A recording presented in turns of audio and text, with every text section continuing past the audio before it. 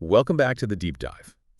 I was really looking forward to this Oh, one. yeah. We're diving into some seriously heavy stuff today. The philosophy of Arthur Schopenhauer. Okay. Specifically, we're looking at the world as will and representation. Right. This guy was a 19th century German philosopher, Mm-hmm. and let me tell you, he did not believe in sugarcoating things. He's known for his pessimism, yeah. But there's so much more to Schopenhauer than just doom and gloom. Right. What makes him so fascinating is his ability to combine that pessimism with these laser-sharp observations about us, how Yeah. we operate, how Yeah. we experience the world, Okay. even our relationship with art. Absolutely. And you know what's great about the sources you sent over? What's that? We're not just getting Schopenhauer's ideas in a vacuum. Right. We're getting biographical info, context, the whole picture. It's all there. Okay, so where do we even begin with a mind like Schopenhauer's? Well, to really grasp Schopenhauer, we need to start with his foundational idea, the one that underpins everything else he talks about. The world is representation. Okay, hold on. Representation. Sounds like we're about to fall down a rabbit hole here. Maybe not quite that dramatic, Okay. but Schopenhauer argues that the world we experience, what we see, hear, touch, smell, Yeah. it's not the world in its raw, pure form. All right. It's a representation Okay. filtered through our senses, Okay. our individual minds, Mhm. our unique perspectives. Okay. Even our own bodies, he says, we initially understand these as mere representations. So it's like we're looking at reality through a distorted lens. In a way, yes. Right. He uses things like optical illusions to illustrate this gap between perception and the true nature of reality. Mhm. You know that classic example of the stick that looks broken when you put it in water? Yeah, that one always gets me. Right. But okay, I'm with you so far. Okay. Our senses can be tricked. Yeah, So what we see isn't always the full story, right, but then what is this full story? right. What's behind this curtain of representations, if you will? That's where Schopenhauer introduces his concept of the will. Oh, yeah? And this is where things get really interesting. Okay. He says there's this deeper force, this driving energy behind Right. everything we experience, and he calls it the will. Okay, so not willpower like we usually talk about. Not quite. Schopenhauer's will is more of this blind, relentless striving present in all living things, Yeah. and often it's operating beneath our conscious awareness. Interesting. Think of it as the force behind our deepest desires, our Okay. motivations, Mhm. even the laws of nature. Wow. Schopenhauer saw it everywhere. So when I'm craving that second slice of cake, Uh-huh. it's not just me being weak-willed. Yeah. It's this Schopenhauerian will pulling the strings. In a way, yes. Whoa. Think about a plant relentlessly growing towards sunlight or even the force of gravity. Right. Schopenhauer would say that's the will in action, this relentless striving woven into the very fabric of existence. I see where the pessimism starts creeping in. Right. If everything is driven by this insatiable will, doesn't exactly sound like a recipe for happiness and contentment, does it? And that leads us right into Schopenhauer's next major point, Okay. the problem of suffering. Because if everything is driven by this insatiable desire, Yeah. we're always going to want more, Hmm. always striving for something just out of reach. Exactly. Right. Schopenhauer believed that suffering is fundamentally intertwined with existence itself, Wow. because desires can never be truly and permanently satisfied. Right. We're locked into this perpetual cycle of wanting, striving, Mm-hmm. and ultimately experiencing disappointment, pain, and suffering. So we're stuck on this hedonic treadmill, never quite reaching a state of lasting fulfillment. Yeah, that's a good way to put it. He even sees boredom as another form of suffering, right? Yes. Like that feeling of emptiness when you achieve a goal and briefly think, what now? Mm-hmm. Schopenhauer would say that's the will demanding new desires. Precisely. Have you ever noticed that no matter how much we achieve or acquire, Yeah. that feeling of satisfaction is usually fleeting? Yeah. There's always something else we start to desire, some other void we try to fill. Wow. It's a bit bleak, even for a Friday morning. Yeah.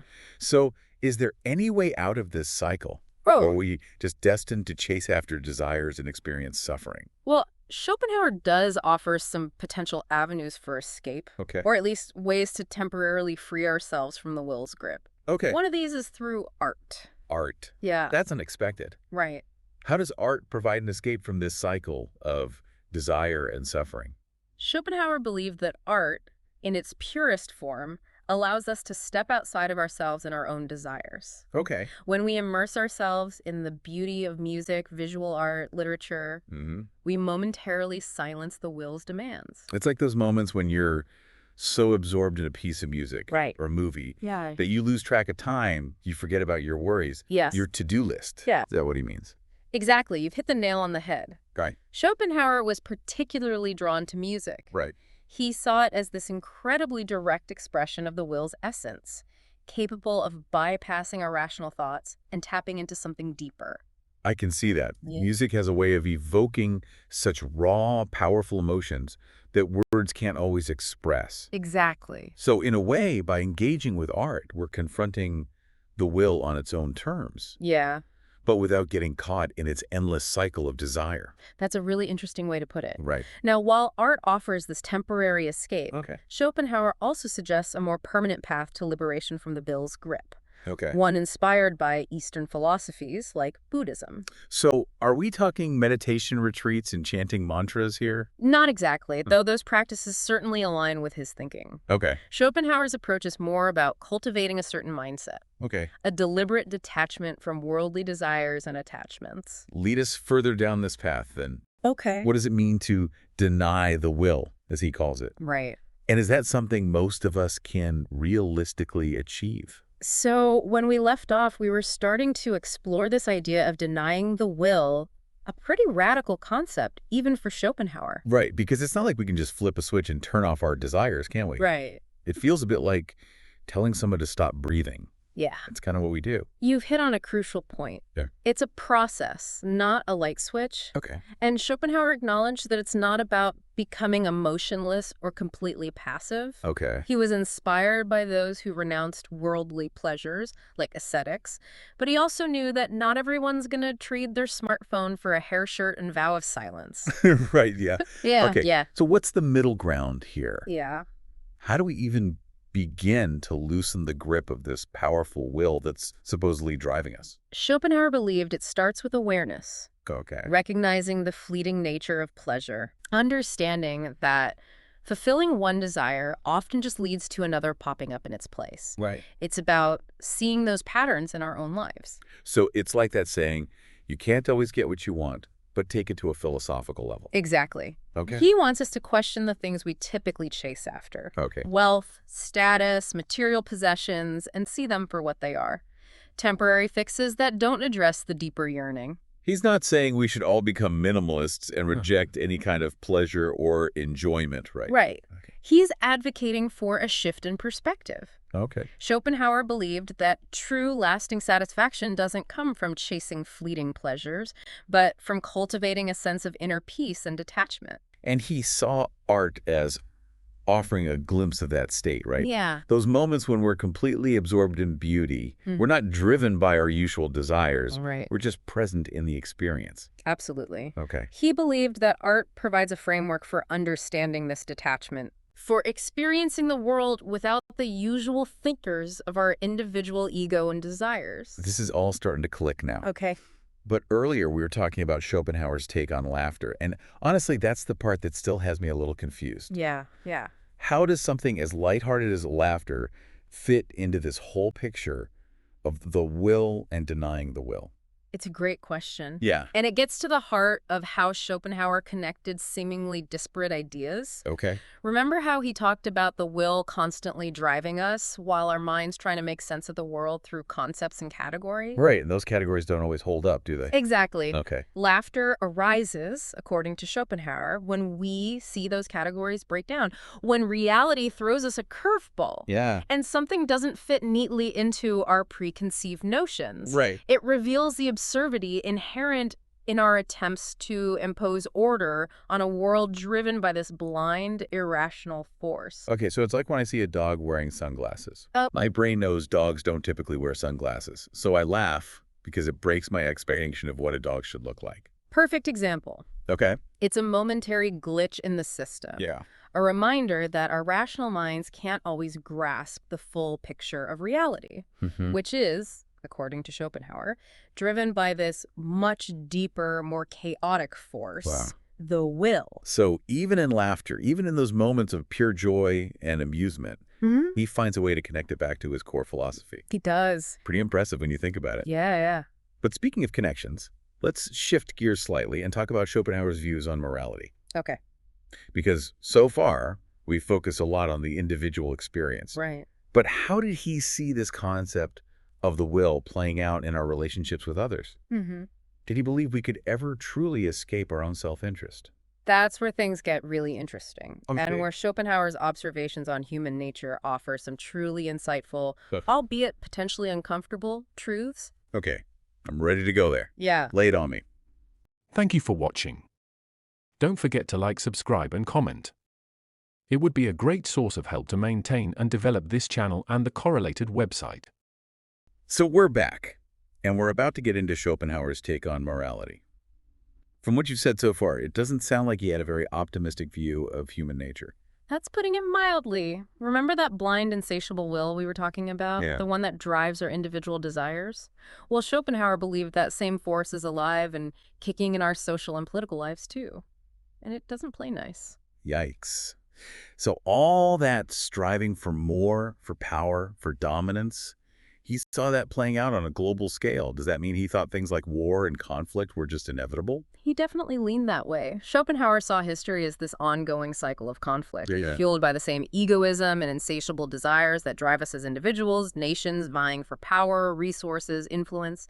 It's all an expression of the will on a grander scale, in his view. But wait a minute, what about those times when people do come together? When we see genuine cooperation or altruism? Surely history isn't all bad, right? He wouldn't disagree that those instances exist, but he'd likely argue that even then, at the root of it all, there's often a self-serving element. Really? Yeah, a desire for recognition, for praise, maybe even a subtle form of self-gratification that comes from helping others. Okay, so even our best intentions might not be entirely pure, at least according to Schopenhauer. It makes you wonder if true selflessness is even possible. That's the question Schopenhauer forces us to confront. Right. It's unsettling, but it's also incredibly thought-provoking, don't you think? He pushes us to examine our own motivations, Yeah. to ask ourselves why we do the things we do, both Yeah. as individuals and as a society. I get that. It's easy to fall into this trap of thinking we're more selfless than we actually are. So if Schopenhauer saw the will as this driving force behind conflict on a global scale, did he offer any solutions? Or are we just doomed to repeat the same patterns throughout history? He didn't offer any easy answers or utopian visions, that's for sure. But for Schopenhauer, understanding the problem was the first step. By recognizing the power of the will, both within ourselves and in the world around us, we can at least strive for greater awareness. And that awareness, he believed, could lead to a bit more compassion, a bit more understanding, even in the face of inevitable conflict. So it's not about ignoring the reality of conflict or pretending we can create a perfect world. It's about engaging with the world as it is, with all its flaws and complexities, but doing so with a greater sense of understanding and empathy. You've got it, yeah. Schopenhauer challenged us to face some hard truths about ourselves and the world. But even though he was a pessimist, he wasn't advocating for despair. He believed that true wisdom comes from confronting reality head-on, even when it's uncomfortable, and then striving to live more meaningful lives within that reality. This entire deep dive has been a roller coaster, thought-provoking.